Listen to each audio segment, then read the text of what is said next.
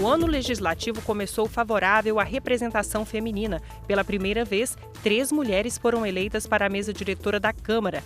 A segunda secretária, Marília Arraes, do PT de Pernambuco, a deputada Rose Modesto, do PSDB de Mato Grosso do Sul, foi eleita a terceira secretária e a quarta secretária da mesa diretora é Rosângela Gomes, do Republicanos do Rio de Janeiro.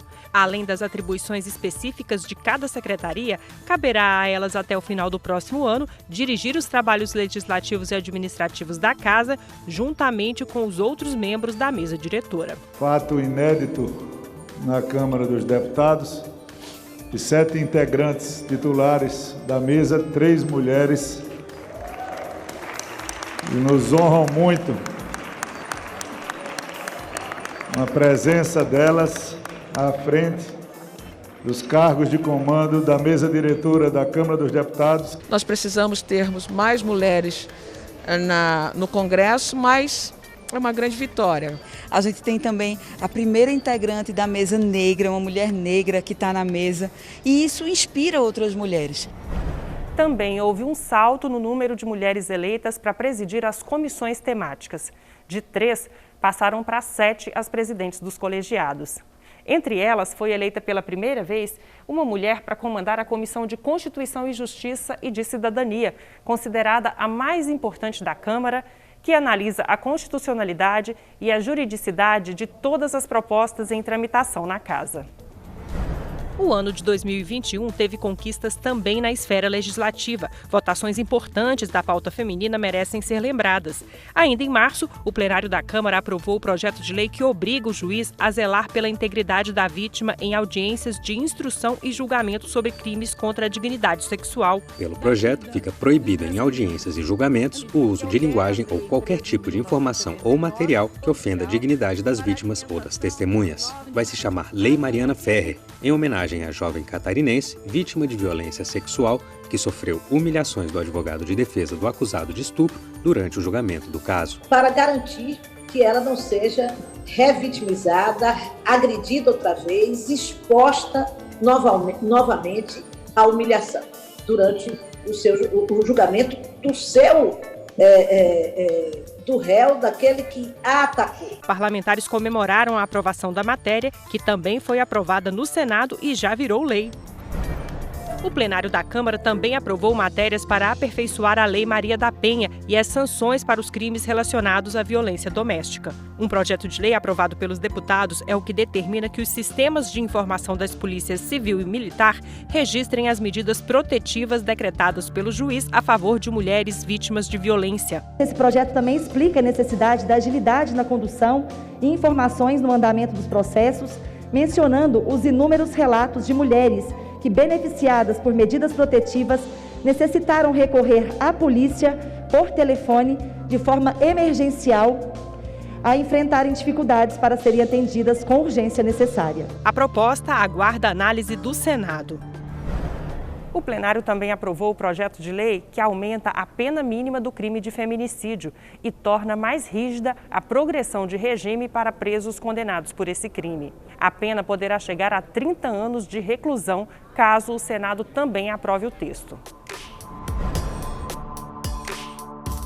Já em novembro, os deputados aprovaram um projeto de lei que amplia penas para crimes cometidos em contexto de violência doméstica. A proposta torna mais dura a punição para crimes contra a honra, calúnia, difamação e injúria, além de ameaça cometidos no contexto de violência doméstica e familiar contra a mulher. A proposta seguiu para a apreciação do Senado. Aqui se estabelece também a tornozeleira como medidas de proteção. Se estabelece, portanto, a condição da ação caminhar independente da vontade expressa, porque muitas vezes a vontade é garroteada. Que os crimes contra a honra e ameaças são aqueles de maior incidência no contexto de violência doméstica. Porém, ainda não possui nenhum tratamento mais gravoso, como ocorre, por exemplo, no caso de crime de lesão corporal. Em abril, o plenário da Câmara aprovou o projeto de lei que aumenta as penas para abandono de incapaz e maus tratos de crianças, idosos e pessoas com deficiência. A proposta prevê penas de até 14 anos se o abandono resultar na morte do incapaz.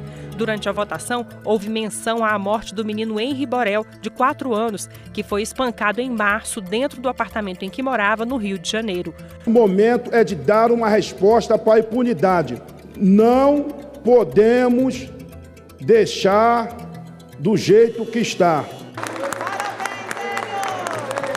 Acho que no dia de hoje esse plenário faz uma homenagem a uma matéria importante, de um tema que faz uma correção justa, social e legal. O projeto de lei deve ser analisado pelo Senado.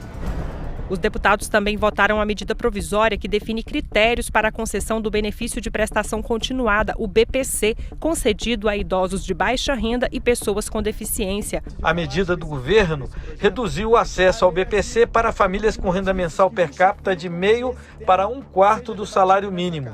O texto da Câmara, que segue agora para o Senado, flexibilizou a regra para famílias em condições de vulnerabilidade e regulamentou o auxílio para pessoas com deficiência ingressarem no mercado de trabalho. Quase 5 milhões de brasileiros sobrevivem e garantem a sua cidadania a partir do BPC. Não foi o que nós queríamos, que era ampliar essa margem de acesso para as famílias com renda per capita de até meio salário mínimo, mas foi um avanço. Da mesma forma, estamos regulamentando o auxílio inclusão e a orientação do próprio governo nos debates e discussão de relatório é que o auxílio inclusão poderá ser iniciado a partir de outubro de 2021.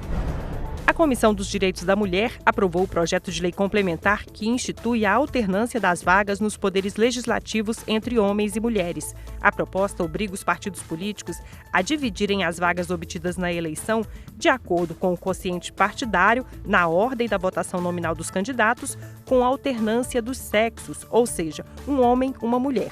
Isso deverá garantir paridade na representação em todas as esferas. Na Câmara dos Deputados, nas Assembleias Legislativas Estaduais e na do Distrito Federal e nas câmaras municipais. A proposta aguarda a análise da Comissão de Constituição e Justiça e de Cidadania e, se for aprovada, seguirá para a análise do Senado. E o plenário aprovou o projeto que tipifica o crime de injúria racial coletiva, com penas de reclusão de 2 a 5 anos e multa. O texto define esse tipo penal como a injúria praticada em locais públicos ou privados abertos ao público de uso coletivo ou nas redes sociais. Nós temos que ter uma agenda que garanta direitos à juventude negra da periferia do Brasil. Somos todos iguais, nem mais nem menos, todos iguais.